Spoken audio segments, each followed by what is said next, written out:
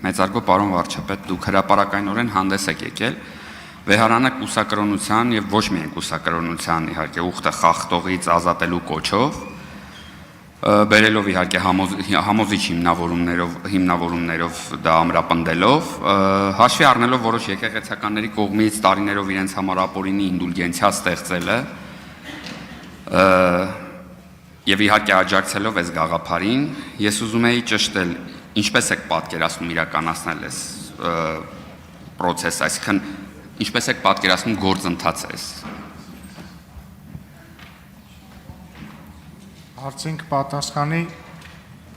վարչապետ Նիկոլ Փաշինյանը։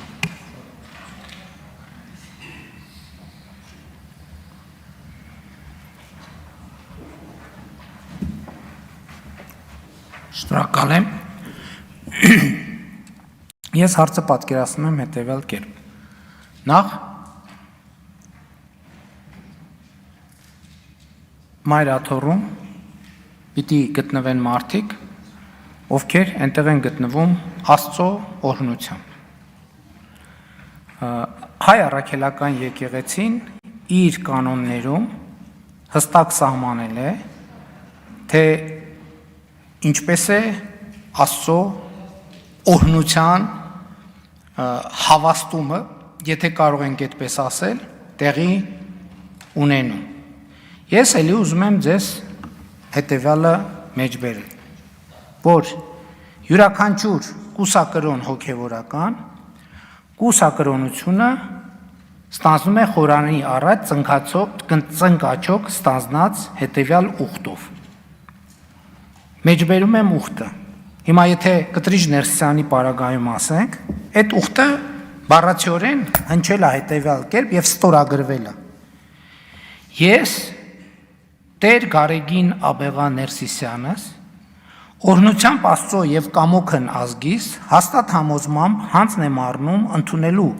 կուսակրոն քահանայության կարգը։ Փրկչի իջման Սուրբ Սեղանի առաջ խոստանում եւ ուխտում եմ։ Խոսքը Մայր աթոռ Սուրբ Էջմիածնի խորանի մասին է։ Առաջին սրբությամբ պահել կուսակրոն քահանայության ուխտս, հավատով ու նվիրումով ծառայել հայաստանյան առաքելական Սուրբ եկեղեցուն, Մայր աթոռ Սուրբ Էջմիածնին եւ հայ ժողովրդին։ Երկրորդ անաղարտորեն պահել ուղղափառ հայրերից մեզ ավանդված դավանությունը, պահել եւ ուսուցանել այն մեր եկեղեցու ավանդական հավատքի համաձայն։ Երրորդ Մայր աթոռ Սուրբ Էջմիածնի միաբան մնալ միջև իմ կյանքի վախճանը, սրբությամբ պահել ժուժկալության, կամավոր աղքատասիրության, կրոնավորության, ողջախոհության եւ հնազանդության հայրապետահաստատ կանոնները, ուրանալ իմ անձը եւ մնալ Սուրբ հայրերի հաստատած կանոնների մեջ։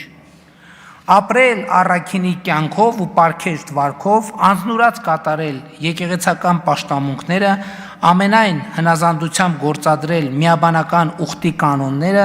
տևապես հետամուտ լինել իմ հոգևոր կյանքի զարգացմանն ու նվիրվել գիտական, գրական եւ կրթական աշխատանքներին, որքան ներեն իմ կարողությունները։ 5. Լինել հնազանդ ամենայն հայոց հայրապետի հրամաններին, ինձ վստահված պաշտոնները եւ աշխատանքները կատարել սիրով եւ եռանդով։ Որպես երաշխավորություն իմ այս խոստումների ստորագրում եմ սույն ուխտագիրը։ Այսինքն հիմա ինչպես ակնհայտ է, Կտրիչ Ներսիսյանը իր իսկ Մայր աթոռ Սուրբ Էջմիածնի խորանի առաջ իր ստանձնած եւ ստորագրած ուխտը խախտել է։ Հասկանում եք, նա սա նշանակում է, որ վեհարանում նրա մնալու ամեն օրը խարխլում է հայ առաքելական եկեղեցու հիմքերը, ավանդները, կանոնները, որոնց հղում է արվում այստեղ։ Որ արձագանքեք, շարունակություն եք ասի։ Արձագանք։ Խնդրում եմ շարունակել, միջելոց երթումից դուրս է գալի, որ միայն կուսակրոնությունը չի, որ խախտվում այս ուխտում, այլև ժուժկալության եւ աղքատասիրության ուխտն էլ որ շատ մանրամասն խախտվում է, բայց շարունակեք։ Չէ, էլի բաներ կան, ես հիմա այդքան ժամանակն էլ քիչ է չվերլուծեմ, բայց ասենք առնվազն մի քանի կետ, բայց ես ուզում եմ ուրիշ բանի վրա էլ ուշադրություն դարձնել, որ օրինակ կարող եմ մեջ բերել մեր կանոնագրքի առաքելական երկրորդ կանոնների կանոն իգն, որտեղ ասվում է. Եպիսկոպոսը կամ երեցը կամ սարկավակը, եթե պոռնկության մեջ կամ երթմնազանձության կամ գողության մեջ բռնեն, կարգալույծ լինեն։ Այսինքն սա հստակ կանոն է, հասկանում եք, եւ անխուսափելի։ Հիմա կտրիչ Ներսիսյանը հայ առաքելական եկեղեցու հայրապետը չի այդ իմ նշած փաստերի բերումով եւ նրա այնտեղ մնալու ամեն օրը, ամեն վայրկյանը խարխլում է հայ առաքելական եկեղեցու հիմքերը, հեղինակությունը